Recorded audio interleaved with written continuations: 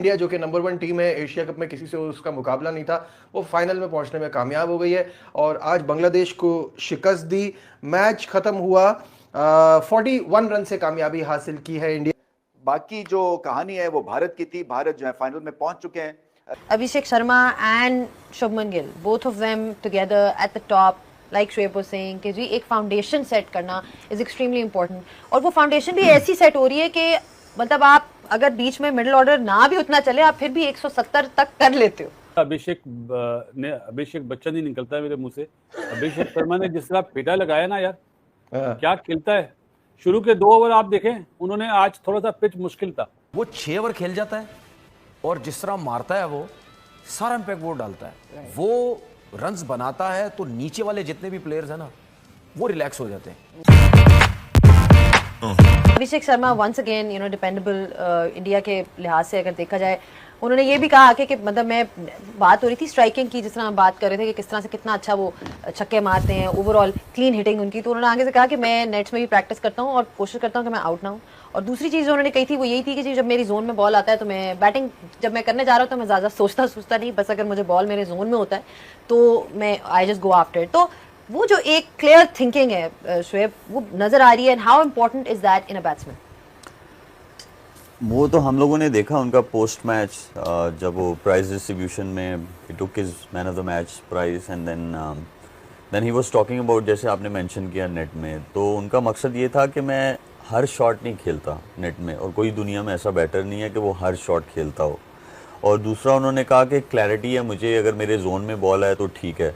वैसे भी आप ओपनर हो तो ओपनर की रिस्पॉन्सिबिलिटी नहीं है कि आप मैच जिताओ, ओपनर की रिस्पॉन्सिबिलिटी नहीं है कि वो मैच जिताए। हाँ, अगर वो वनडे क्रिकेट में 20-25 ओवर्स खेल गया है तो फिर then he can think of achieving that target जो सामने है। या T20 में भी अगर आप पावर प्ले आपने अच्छा खेल लिया है और आप टारगेट चेस कर रहे हो तो फिर आप पे वो रिस्पॉन्सिबिलिटी आ सकती है, स्पेशली इन कंडीशंस में। अदरवाइज ओपनर का कोई काम नहीं है। ओपनर के लिए तो और ज़्यादा जॉब ईजी है, क्योंकि उनका यही है गो आफ्टर द बॉलर, अपनी स्ट्रेंथ्स के अंदर रह के गो आफ्टर द बॉलिंग, तो वही उनकी वो है। और देखिए स्किल पे तो उन्होंने काम किया हुआ है, बट जब कोई बात करता है तो उसके बातों से आइडिया लेना चाहिए कि कितना कॉन्फिडेंस है बंदे में, क्योंकि स्किल आप में जितनी भी हो, अगर आपने अपने गोल्स को अचीव करना है तो आपको कॉन्फिडेंस भी उतना ही चाहिए जितनी आपको स्किल चाहिए। तो उनका कॉन्फिडेंस लेवल जो है वो बहुत हाई है।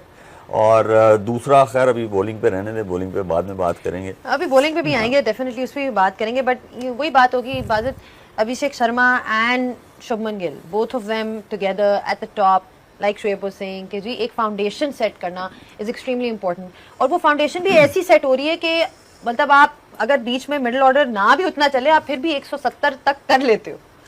हाँ, वो रन्स इतने बना रहे हैं पावर प्ले में, मेरे ख्याल 75 या 76 इतना स्कोर किया है इन्होंने, तो वो तो रन्स इतने ज़्यादा बना रहे हैं शुरू में ही कि मैच एक तरफ हो गया। और उसके बाद हमने देखा है, ये बार बार डिस्कस होता है कि थोड़ा मुश्किल हो जाता है उस तरह रन्स बनाने आफ्टर द पावर प्ले। आप शुरुआत कर रहा हूँ, 220 रन बनने चाहिए थे। जिस तरह अभिषेक बच्चन ही निकलता है मेरे मुंह से। अभिषेक शर्मा ने जिस तरह पेटा लगाया ना यार, क्या खेलता है। शुरू के 2 ओवर आप देखें, उन्होंने आज थोड़ा सा पिच मुश्किल था, गिल ने भी टाइम लिया और अपना अभिषेक ने भी टाइम लिया, लेकिन उसके बाद जब वो खुला ना तो 6 ओवर में 72 रन, 2 ओवर में मेरे ख्याल 10 रन थे, तो 4 ओवर में कितने रन हो गए भाई? मुझे जो होता है उनके दोनों ओपनर इतना फ्लाइंग स्टार्ट देते थे कि नीचे वालों को ईज आउट हो जाता है। भाई उनकी मर्जी है 4 रन की एवरेज से खेलें या 8 रन की एवरेज से खेलें, ये डिफरेंस है। जब दोनों ओपनर जल्दी आउट होंगे तो फिर सही मानों में आप कह सकते हैं कि इनकी मिडिल ऑर्डर खराब खेली या अच्छा खेली। ये मेरा ओपिनियन है, कामरान दादा से पूछ लो। देखिए बिल्कुल सही है, मेरे ख्याल से इंडियन टीम टॉप 3 पे ज्यादा डिपेंड कर रही है और परफॉर्म भी करके दे रहे हैं। स्पेशली गिल और अभिषेक शर्मा बहुत ही आउट क्लास स्टार्ट करके दे रहे हैं। और आप देखें जिस मैच में टॉप 3 में किया उसमें संजू ने 3 नंबर पे आके 50 किया था। बाकी बैटिंग स्ट्रगल करती हुई नजर आ रही है और मौके भी दिए हैं, बारी भी करवा रहे हैं। और लेकिन आज जो मौका था ना, जैसे दुबे को नंबर 3 भेज दिया था, सूर्या कुमार यादव अनलकी रहा, तिलक वर्मा नहीं कर सका, हार्दिक पांड्या ने अच्छा अपना कॉन्फिडेंस गेन किया जो रन्स किए हैं। बाकी बैट्समैन वाकई में मिडिल ऑर्डर अच्छा नहीं कर रहे। जब जिम्मेदारी आएगी प्रेशर वाले मैच पे तो मुश्किल हो सकती है। अगला श्रीलंका के साथ इजी नहीं होगा और फील्डिंग दोनों मैचेस में ऑनेस्टली बताऊं कि बहुत कम मैंने ऐसा एटीट्यूड देखा फील्डिंग में इंडियन टीम का। यंग टीम है, आई डोंट नो लाइट का मसला है, लाइटें आ रही हैं, या मुझे लग रहा है कि फील्डिंग प्रैक्टिस इतनी हो नहीं रही। तो ये बड़ा सीरियस कंसर्न है इंडियन टीम के लिए। बड़े इंपॉर्टेंट टाइम पे, क्रूशियल टाइम पे कैच निकल रहे हैं।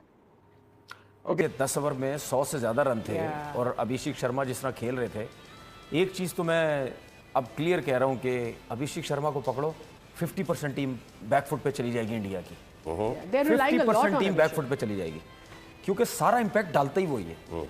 वो 6 ओवर खेल जाता है और जिस तरह मारता है वो सारा इंपैक्ट वो डालता है। वो रन्स बनाता है तो नीचे वाले जितने भी प्लेयर्स हैं ना वो रिलैक्स हो जाते हैं। उसकी रीज़न ये है क्योंकि वो जब आउट होके जाता है तो जो आता है बैट्समैन उसके दिमाग में तो कोई मसला नहीं, एक ओवर हम 2 रन ले लेंगे, अगले ओवर भी हम 2 रन ले लेंगे, तीसरे ओवर में भी 2 रन ले लेंगे, कोई मसला नहीं है। ठीक है, वो इतना अच्छा सेट वो 9-9 10-10 की एवरेज से लेके चल रहा होता है मैच को। ठीक है, अगर आप मिसाल के तौर पर 10 ओवर में आपके 100 से ऊपर रन है तो कोई भी बैट्समैन बोलेगा 11वां ओवर में भी 2-3 रन ले लेते हैं, 12वें ओवर में भी 2-3 ले लेते, कोई मसला नहीं है।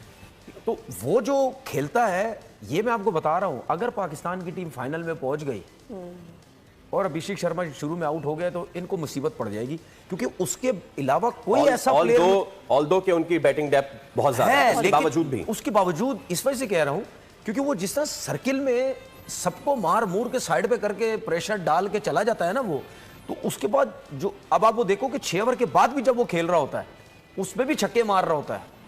ठीक है, तो वो ये जो इंपैक्ट डालता है ना ये हर मैच में कर रही है। अच्छा, मुझे सख्त फ्रस्ट्रेशन होती है हृदय के ऊपर। देखिए हृदय हिट एंड मिस खामखा खुद ही बनते हैं।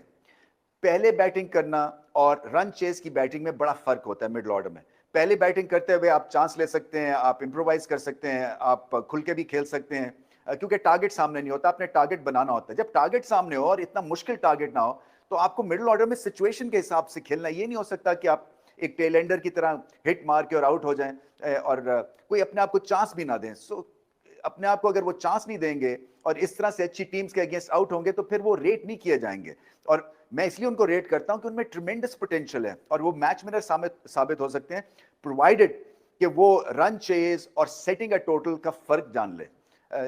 बाकी जो कहानी है वो भारत की थी। भारत जो है फाइनल में पहुंच चुके हैं। फील्डिंग बहुत बेहतर करनी पड़ेगी क्योंकि एक आध दफा आपको छूट मिल सकती है, मगर बार बार इस तरह के अगर आप कैचेस छोड़ेंगे और फाइनल में अगर मुकाबला पाकिस्तान से होगा बड़ी मुश्किल पड़ जाएगी। और दूसरी बात यह भी है, मुझे लगता है कि थोड़ी सी ओवर कॉन्फिडेंस भी है भारत की टीम। चलें रीजंस हैं इसलिए कि बहुत ही बड़ी टीम बन गई है, मगर फिर वो कहीं ना कहीं उस ओवर कॉन्फिडेंस की झलक दिखती है फील्डिंग में कह लें या जिस तरह से वो टास्क को अपनाते हैं। ऐसा लगता है कि उनको पता है कि वो बहुत रिस्क के साथ भी अगर आउट भी होते